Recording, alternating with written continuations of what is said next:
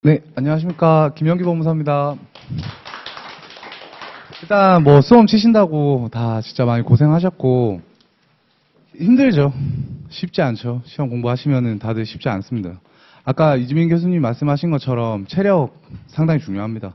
저도 공부할 때 뭐 조금 지금 앞에 계신 분들보다 많이 젊으니까 짧지 않을까 생각하시는 분들 있겠지만 저도 거의 한 10년 가까이 공부했습니다. 오히려 10년 넘었을 확률이 높습니다.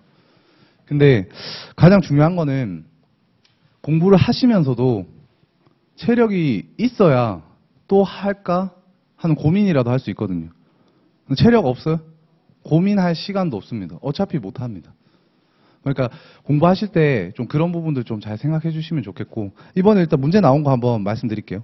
소송 사기, 뭐 제 수업 때도 했었지만 뭐 판서 잘 안 하거든요. 근데 판서 했던 거 중에 하나인데 거의 한 10년째 예상 문제였죠. 근데 결국에는 이번에 문제로 나왔고, 그럼 어떻죠? 중요한 거 냈죠. 이거는 뭐 불이 타였다 이런 분 없으실 겁니다. 그 다음 문제, 원래 통장, 할아버지 통장 절도 사건이죠. 근데 이번에 왜 이렇게 나왔겠어요? 친족 상도례 1항 헌법 불합치 판결 나왔잖아요. 그죠? 그러면서 2항으로 해서 3촌으로 낸 겁니다. 그리고 뒤에 보시면 알겠지만은 어떻게 냈죠? 고소했다. 그러면서 뭐 형사적인 문제, 형사소송법적인 문제는 되지 않도록 냈죠. 그럼 하나씩 한번 볼게요. 한번 내용 한번 봐주세요.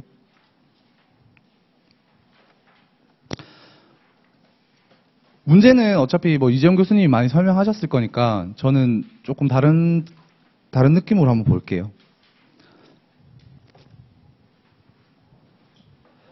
중요한 게 뭐죠? 갈로 친 거를 한번 봐주세요. 문제. 저는 오히려 이런 거 좀 보겠습니다. 문 1.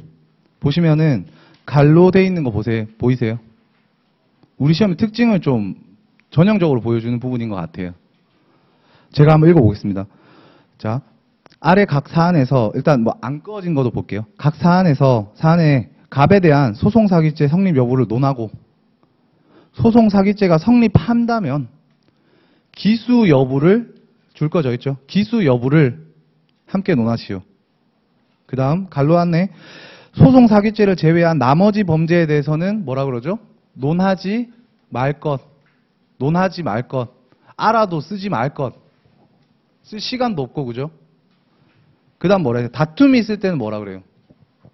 대법원 판례에 다수 의견. 그럼 여기서는 무슨 뜻이에요? 결론 맞추고 판례 쓰라는 거예요. 다른 거 쓰라는 거 아닙니다. 여기 계시는 분들 중에 저보다 뭐 공부 더 오래 하셨거나 아니면 사실 경험 있으신 분도 있으실 거고 뭐 수많은 경험 있으신 분들 있을 겁니다. 근데 뭐 지식적으로 했을 때 제가 더 부족할 수도 있을 거예요. 근데 만약 여기 있는 분들이랑 저 다시 시험장 가서 시험 쳐도 제가 더 잘 칠 자신 있습니다. 판례 여기 나오잖아요. 이렇게 쓰여 있는데도 학설 쓰고 딴소리 쓰고 딴 판례 쓰고 딴 내용 쓰시는 분들이 계속 있거든요. 제가 계속 그런 것들이 좀 신경이 많이 쓰였었어요. 이번에 시험 치실 때 어땠는지 모르겠지만 여기 지금 문제 주죠. 성립하는지 안 하는지 써. 다른 거 쓰지 마. 소송 사기 말고 논하지도 마. 건드리지도 마. 그럼 시험장에서 어떻게 해야겠어요? 소송 사기만 생각해야 돼. 소송 사기만. 그 중에서도 뭐 학설 쓰래요, 여기? 학설 쓰라는 내용 있나요? 아니면 뭐 아는 내 지식을 보여주시오 있습니까? 없죠? 뭐 쓰죠? 대법원 판례. 그 중에서도 뭐 다수 의견. 조문 쓰고 판례 쓰면 지금 제가 이제 답안이다 보니까 이런 형식을 좀 많이 갖췄었는데 실제로 쓰실 때는 여기 밑에 있는 판례 보이시죠? 문제도 한번 제가 한번 읽어는 볼게요. 뭐 다는 안 읽겠습니다. 중요한 부분만. 자, 국가 명의로 소유권 보존 등기 돼 있는데 말소유소를 했고 그 소송을 진행해가지고 국가를 상대로 이런 소송을 진행해서 결국에는 고딕체로 된 것만 볼게요. 승소 판결 확정됐어요. 이렇게 됐을 때 뭐래요? 소송 사기 성립하는지 기수가 되는지 뭐에 따라서 대법원 판례에 따라 다른 거 소송 사기 나머지 쓰지 마시오. 그럼 볼게요. 위에 쓴 거는 뭐 기본적인 틀입니다. 소송사기 기본적인 틀인데 써주면 너무 좋습니다. 근데 이번에 점수 다 작았으니까 못 쓰셨을 수도 있고 굳이 못 써도 됩니다. 근데 결국엔 뭐죠? 9번. 방갈로 9번에 있는 거 판례에 따르면 여기서도 다 쓰는 거 아닙니다. 보존 등기, 말소 등기, 청구 소송, 화해 공고 결정이 확정된 이걸로 돼 있지만은 확정 판결로 쓰셔도 상관없습니다. 사실관계 그대로 뺏기시면 됩니다. 그래서 결론만 쓰시면 됩니다. 성립하냐 안 하냐. 뭐죠? 법원을 기망하여 제 줄 거어진데 한번 봐주세요. 법원을 기망하여 유리한 결정을 받음으로써 대상 토지의 뭐죠? 이게 포인트입니다. 소유 명의를 얻을 수 있는 지위라는 뭐죠? 재산상 이익. 사기죄는 어때요? 재물뿐만 아니라 재산상 이익도 객체가 된다. 사안의 경우 재산상 이익이 있는지 여부가 문제가 된다. 판례에 따르면 사실관계 그대로 뺏겨주면 되잖아요. 보존 등기 말소 소송을 국가를 상대로 제기해가지고 어떻게 됐죠? 화해 공고 결정 여기는 이렇게 돼 있지만 실제로는 확정 판결이 난 경우 기수는 언제죠? 소제기 시에는 실행에 착수, 판결 확정 시 기수잖아요, 그죠? 지금 판결 확정됐어요, 안 됐어요? 판결 확정됐죠? 기수다. 그거 써주고. 자, 그 다음 법원을 기망 유리한 판결을 받음으로써 대상 토지의 소유 명의를 얻을 수 있는 지위라는 뭐를 얻었다? 재산상 이익을 얻었다. 이 말 썼는데 떨어지는 사람 없습니다. 이 말 쓰고 뭐죠? 소송 사기 성립한다 쓰면 끝입니다. 실제 시험장에서 이것만 쓰면 됩니다. 다른 거 아무것도 못 써도 됩니다. 그 기수 시기는 언제다? 판결 확정 시다. 그 말 안 쓰고 다른 거를 뭘 쓰고 막 이렇게 썼는데 뭐 어떤 방식으로 썼는데 그런 거 없습니다.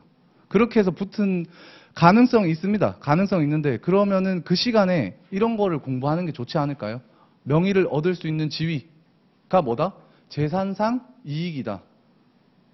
그리고 기수는 어제 판결 확정 시에 기수가 됐으므로 소송사기죄는 성립한다. 이 이상 원하지 않습니다. 그리고 조문 써주면 됩니다. 3, 4, 7조. 어떤 형식으로 써도 상관없습니다. 저 여기 목차 보시면은 보이시죠? 뭐 아무것도 안 달아놨죠. 그냥 쓰죠. 결론 이유 쓰셔도 됩니다. 거꾸로 쓰셔도 되고 아무 상관없습니다. 하지만 지금 말씀드렸던 이 키워드가 없으면은 점수는 잘 나오겠어요? 잘 나오지 않겠죠. 그죠? 그 다음 문제 한번 볼게요. 이것도 소송사기니까 위에 있는 거 뭐 특별히 말씀 안 드리겠습니다. 문제에서 뭐죠? 이번에서도 중요한 부분만 볼게요. 제가 고딕체로 해놓은 거.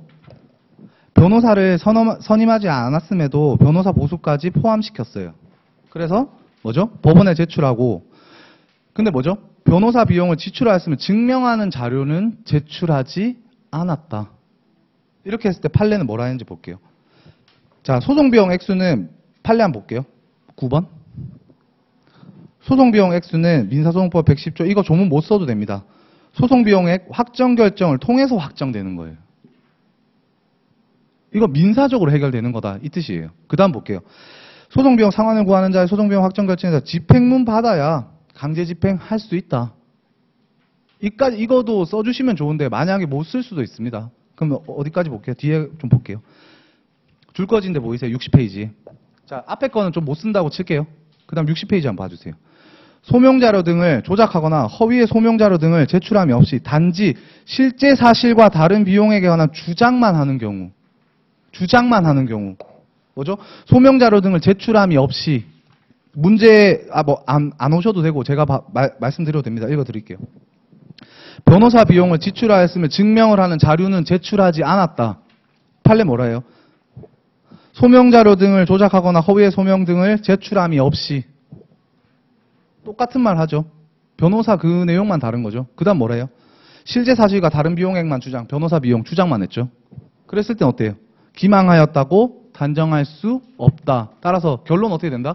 소송사기죄가 성립하지 않는다. 앞에 거 소송비용 확정 이거 써주시면 좋겠지만 실제 시험장에서 긴장돼서 못 쓸 수 있어요. 근데 뒤에 거만 써도 합격하고도 남습니다.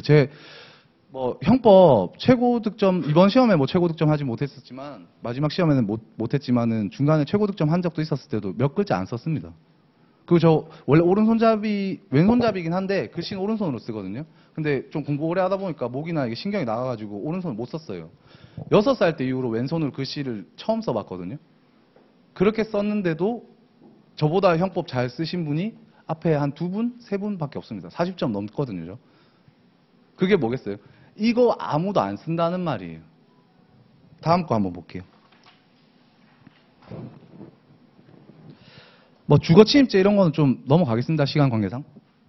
짧게 하겠습니다. 삼촌 등이 집에 갔다가 그 그거 증거만 볼게요. 삼촌 등이 집에 갔다가 그곳 안방에서 삼촌 예금 통장 가지고 나왔어요. 이거 하나 뭐예요? 절도죄. 왜 삼촌으로 냈겠어요? 친족 상도례 헌법 불합치 나왔잖아요. 그죠? 1항 헌법 불합치 나왔고 2항은 살아 있습니다. 2항 살아 있는 게 상대적 친고죄. 고소가 있어야 공소를 제기할 수 있다. 이거 뭐 형소법에서 배우시겠지만 지금 시간 없으니까 간단하게 설명드리겠습니다. 삼촌. 그래서 삼촌으로 낸 겁니다. 이거. 죄가 되게 그러고 뭐예요? 뒤에도 고소를 했다 돼 있으니까 형소적인 문제는 없게끔 딱 만들어놨죠. 깔끔하게 풀 수 있게끔. 그래서 뭐죠? 예금 통장 가지고 나왔어. 이거 무슨 죄가 되나? 절도죄. 그러면 절도죄에서 뭐 쓰면 되겠어요? 한번 내려와 볼게요. 절도죄 한번 봐주세요. 타인의 재물에 대한 사실상 지배를 배제하고 자신의 사실상 지배하에 옮겨놓는 거. 이거만 쓰면 됩니다. 이거보다 제일 중요한 게 뭐였어요? 계좌이체한 게 더 중요하잖아요. 그죠? 원래도 공부하실 때도 계좌이체하는 부분이 훨씬 중요합니다. 좀 뭐 개컴 이렇게 해서 그냥 두 문자로 따서 외우는데 컴퓨터 사용 사기죄가 중요하죠.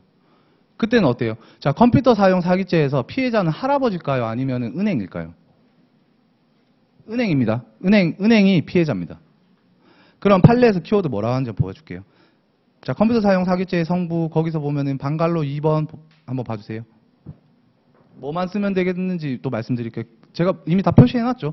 이중 지급의 위험 부담을 지는 것은 누구죠?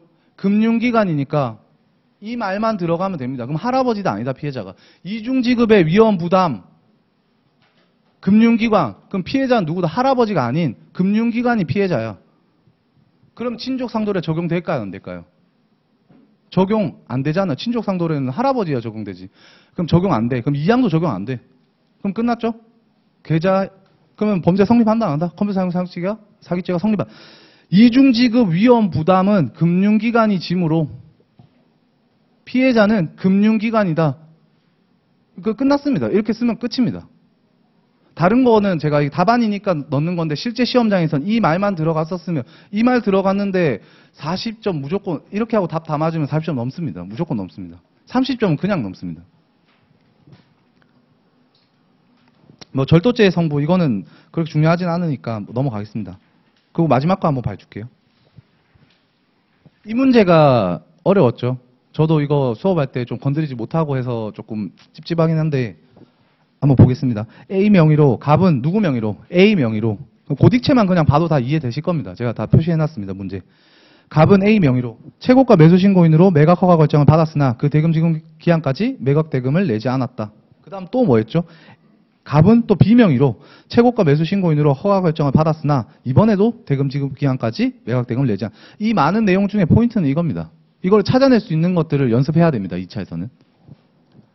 그래서 경매 입찰 방해죄가 성립하느냐. 방갈로 2번의 판례 한번 봐주세요. 판례에 따르면 뭐죠?